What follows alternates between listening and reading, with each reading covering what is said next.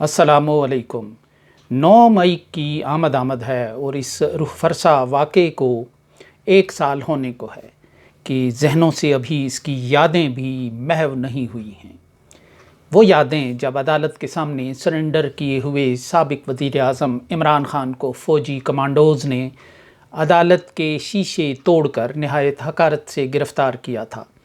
और इस वाक़े के ख़िलाफ़ रद्द अमल ने पुरतशद्दद रंग इख्तियार किया था। मज़ाहिरीन का रुख फ़ौजी तनसीबात या दफ़ातर की तरफ हो गया था और इनमें सबसे अहम वाक़या लाहौर के कोर कमांडर हाउस में आतिशज़दगी और तोड़ फोड़ था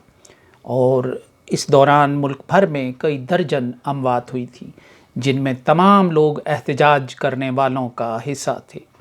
साल भर से 9 मई मुल्क से गद्दारी और बगावत के इस्तारे के तौर पर इस्तेमाल होता है। मुल्क की तारीख़ ऐसे हर वाक़े की तरह कुछ वक्त के लिए ही सही 9 मई से पहले और 9 मई के बाद के 2 हिस्सों में बट गई है।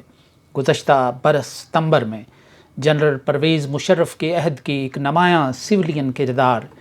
वाक़फ़े हाल और साबिक़ वफाकी वज़ीर मोहम्मद अली दुरानी ने 9 मई का तज्ज़िया करते हुए एक जुमला कहा था कि नवाज़ शरीफ त्यारा साजिश केस 9 मई जैसा ही वाक़या था, जिसमें त्यारा अगवा करके भारत में उतारने की बात हो रही थी।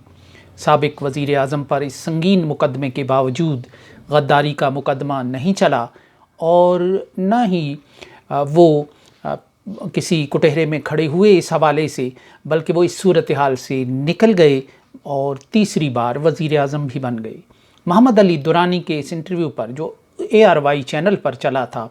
कहीं से कोई मुखालिफाना और तरदीदी तबसरा नहीं हुआ। हत्ता कि मियाँ नवाज़ शरीफ के किसी तर्जुमान ने भी इस मवाज़ने को गैर मुनसिफाना करार नहीं दिया।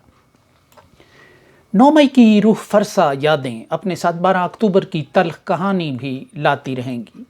जब 12 अक्टूबर 1999 को पाकिस्तान के 2/3 अक्सरियत रखने वाले वज़ीर आज़म मियाँ नवाज़ शरीफ की हुकूमत का तख्ता इस इल्ज़ाम की बुनियाद पर उलट दिया गया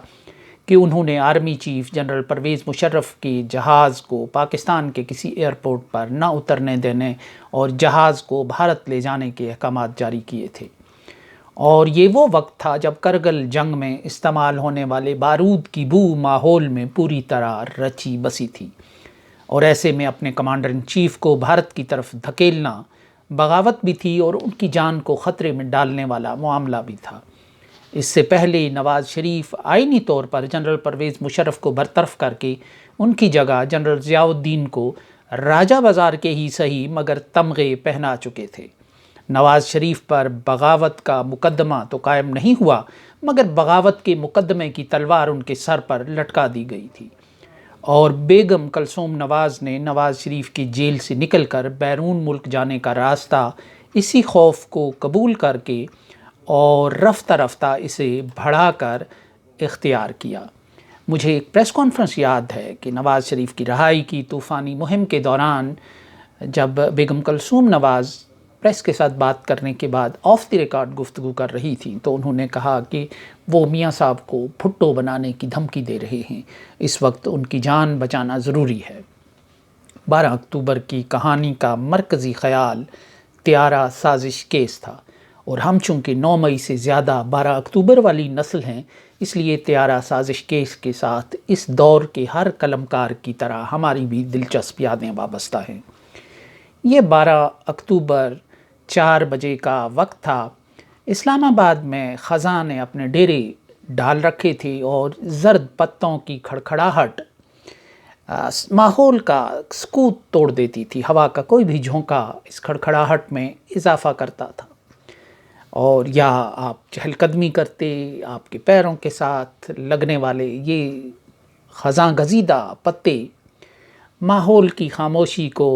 बढ़ा तोड़ने में एक अहम किरदार अदा करते थे। मैं इस्लामाबाद के मेलोडी इलाके में एक न्यूज़ एजेंसी में शाम के शिफ्ट इंचार्ज यानी न्यूज़ एडिटर की हैसियत से अपनी कुर्सी संभाल चुका था।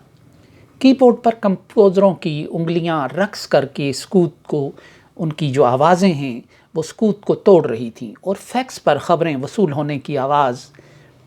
कीबोर्ड से कतई एक अलग आवाज़ पैदा कर रही थी। ملک کے وزیر اعظم اور آرمی چیف میں کھٹ پھٹ کی خبریں زوروں پر تھیں اور دونوں اپنا اپنا داؤ کھیل رہے تھے۔ چند ہی دن پہلے نواز شریف اپنا داؤ کھیلتے ہوئے جنرل پرویز مشرف کو آرمی چیف کے ساتھ ساتھ چیف آف ڈیفنس سٹاف کی ٹوپی پہنا کر اپنی طرف سے مفاہمت کا ہاتھ بڑھانے کا اشارہ دے چکے تھے۔ 12 اکتوبر کو اسی صورتحال پر اور اسی پس منظر میں میرا کالم اخبار میں شائع ہوا جس کا عنوان تھا اور مفاہمت ہو گئی۔ یہ اسی دو ٹوپیاں پہنانے کے اس تجربے کے حوالے سے تھا۔ 4 بجے کے بعد پیدا ہونے والی ہلچل میں کے دوران ہی ہمارے ایک دوست اور معروف دانشور اسکالر سردار طاہر تبسم نے کوئی خبر فیکس کرنے کے بعد مجھے فون کیا اور یہ کنفرمیشن کا انداز ہوتا تھا خبر پہنچ گئی، اور اگر آپ کے کسی ذاتی تعلق واسطے کی خبر ہوتی تھی تو وہ فون کر کے اسے مزید تاکید کے طور پہ کہ اس کو جلد ہی ریلیز کر دیا جائے اخبارات کے لیے، تو فون کرنے کا ایک رواج ہے آج بھی اخبارات میں۔ سو ان کا فون مجھے آیا، انہوں نے بتا دیا کہ آپ کو خبر بھیج دی ہے، اور اس کے ساتھ ہی انہوں نے کہا کہ پرویز مشرف کو میاں صاحب نے فارغ کر دیا ہے۔ اس کے بعد نیوز روم میں تبصروں اور تجزیوں اور نئی خبروں کا ایک سلسلہ شروع ہو گیا، اور مجھے اپنے کالم جو اسی دن شائع ہوا تھا اور مفاہمت ہو گئی میں اندازے کی غلطی پر کچھ افسوس ہو رہا تھا۔ شام ہو رہی تھی اور 111 بریگیڈ کی گاڑیاں شاہراہ دستور کا کنٹرول سنبھال رہی تھیں۔ راولپنڈی جو ہمارا ایک اہم بیورو تھا، وہاں سے بھی کچھ اچھا نہ ہونے کی خبریں فیکس کے ذریعے آنا شروع ہو گئی تھیں۔ خبروں کی بھرمار میں سر کھجانے کی فرصت ہی نہیں رہی اور معاملات کچھ کھل گئے، تو غالباً 10 بجے کا وقت ہوگا یا اس کے بھی بعد جب شفٹ ختم ہونے کا جو ٹائم قریب آ رہا تھا، تو ہم نے شاہراہ دستور کا چکر لگانے کا فیصلہ کیا جو میلوڈی سے تھوڑے سے فاصلے پر ہے، اور ہر طرف اس وقت ہم نے دیکھا کہ مسلح افواج پھیل چکی تھیں۔ پی ٹی وی جو جنرل پرویز مشرف کی برطرفی کی خبر نشر کر چکا تھا، جہاں ہمارا بھی کبھی کبھی پروگرام کے لیے جانا ہوتا تھا، محاصرے میں تھا۔ سامنے بالائی منزل پر جو پی ٹی وی کے اس وقت سربراہ تھے یوسف بیگ مرزا کچھ اس انداز سے ٹہل رہے تھے کہ جیسے وہ گیٹ پر کسی کو پیغام دے رہے ہوں، اب فکر نہ کریں میں ہوں نا۔ نواز شریف اس وقت پنجاب میں مقبول تھے، جی ٹی روڈ میں ان کی مقبولیت کا توتی بول رہا تھا۔ پختونخوا اور بلوچستان سمیت تمام قوم پرست جماعتیں ان کی اتحادی تھیں اور بھاری مینڈیٹ ان کی جیب میں تھا، مگر عام پاکستانی کے لیے سب سے تکلیف دہ بات طیارہ ہائی جیکنگ کی کہانی تھی۔ وہ تو ہمارے سپہ سالار کو بھارت کی جھولی میں ڈالنے والی بات تھی۔ ابھی کرگل کے زخم ہی تازہ تھے کہ ایک اور افتاد اس کہانی کی صورت میں لوگوں پر آن پڑی تھی۔ اخبار کی اس دور کی فائلوں کا رخ کروں تو کم از کم 10-15 یا اس سے بھی زیادہ جو کالم ہیں وہ میں نے اس بیانیے کے زیر اثر لکھے ہوں گے کہ ظاہر ہے کہ ہمارے آرمی چیف کو ان کی جان کو خطرے میں ڈالنے کے لیے ان کے طیارے کا رخ موڑنا اور ان کو بھارت کے حوالے کرنا، یہ ایک ہر پاکستانی کی انا کو زخمی کر گئی تھی یہ بات، اور جو ایک قومی جذبات تھے اور ملی جذبات تھے اور نہ جانے کون کون سے جذبات جو کونے خدرے میں سوئے پڑے تھے، وہ بھی اس کہانی سے جاگ گئے تھے کہ ایسا بھی ہو سکتا ہے کہ کسی ملک کا چیف ایگزیکٹو اپنے ہی ملک کے فوج کے سربراہ اور دفاع کی جو علامت ہوتا ہے اس کو وہ ایک ایسے ملک کے حوالے کرے یا وہاں بھیج دے کہ جس کے ساتھ ابھی آپ کی کشیدگی کی گھنٹیاں پوری طرح بند نہیں ہوئیں بلکہ بج رہی ہیں، کیونکہ ابھی چند ماہ ہی ہوئے تھے کرگل کی لڑائی کو ختم ہوئے۔ برطانیہ کے اخباروں میں چھپنے والے روگ آرمی کے اشتہار کی کہانی بھی پاکستان میں پہلے یوں پہنچی کہ جس روز یہ اشتہارات شائع ہوئے، برمنگھم برطانیہ سے ایک درد مند پاکستانی اور حساس دل کشمیری جناب محمد غالب نے ایک اشتہار اپنے آنسوؤں میں بھگو کر اس نوٹ کے ساتھ ہمیں فیکس کیا کہ آج برطانیہ کے اخباروں میں یہ اشتہار شائع ہوا ہے اور پاکستان کا ہائی کمیشن اس معاملے میں کچھ بھی نہیں کر رہا۔ میں نے ایڈیٹر اوصاف حامد میر صاحب کو یہ اشتہار اپنے اضافی نوٹ کے ساتھ فیکس کیا۔ صبح انہوں نے اپنے کالم میں اس کا تذکرہ کیا اور اس کے بعد پھر مختلف واقعات اور خبروں کی صورت میں پاکستانی میڈیا میں ان اشتہارات کی تفصیل آنے لگی۔ یہ وہی اشتہارات تھے کہ جن کی اجراء کے اور جن میں کوئی ہاتھ ہونے کے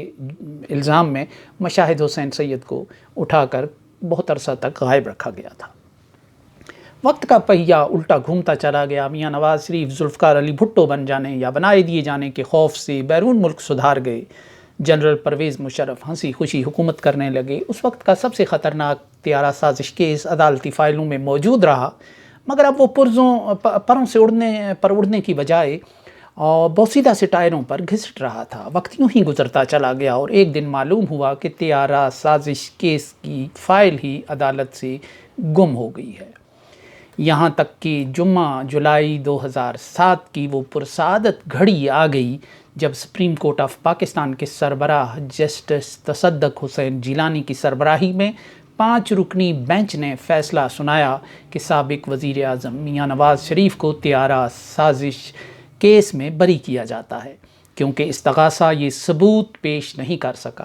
میاں نواز شریف نے بطور وزیر اعظم پرویز مشرف کا جہاز رخ موڑنے کے احکامات دیے ہی نہیں تھے، یعنی یہ اس کا ثبوت پیش ہی نہیں کیا جا سکا. وزیر اعظم یوسف رضا گیلانی نے عدالت کے اس فیصلے کا خیر مقدم کیا. میاں نواز شریف کے ترجمان صدیق الفاروق نے اس فیصلے کا خیر مقدم تو کیا، مگر اسے حق اور سچ کی فتح کہنے سے نہ جانے کیوں گریز کیا. ہمارے لیے خوشی کا پہلو یہ تھا کہ ایک سویلین حکمران بری ہو رہے تھے، مگر کلک اپنے 10 برس ضائع ہونے کا تھا. کس طرح ہم میاں نواز شریف کو دنیا کا انوکھا ہائی جیکر سمجھتے رہے جس نے زمین پر بیٹھ کر فضا میں محو پرواز جہاز کا اغوا کر کے دنیا میں جہازوں کے اغوا کی تاریخ کو ہی بدل ڈالا ہو. 10 سال بعد ملک کی اعلیٰ ترین عدلیہ نے اس کہانی کو جو بغاوت، غداری اور سزائے موت جیسے خوفناک موڑ اپنے اندر رکھتی تھی افسانہ قرار دیا. ہر پاکستانی کی دلی خواہش تھی کہ 9 مئی کے کردار اس بار بچنے نہ پائیں، مگر کور کمانڈر ہاؤس کی جانب رواں دواں قافلوں میں ایک گاڑی کے اوپر بیٹھی اندلیب عباسی آزاد ہو گئیں اور گاڑی کے اندر بیٹھی خدیجہ شاہ مہینوں جیل کی سلاخوں کے پیچھے رہیں اور اب بھی عدالتوں میں ماری پھر رہی ہیں. یوں معاملے کی سنگینی کو ایک پریس کانفرنس کی 2 خانوں میں بانٹ کر کمزور کرنے کا جو عمل ہے وہ اس کہانی میں روز اول سے جاری ہے.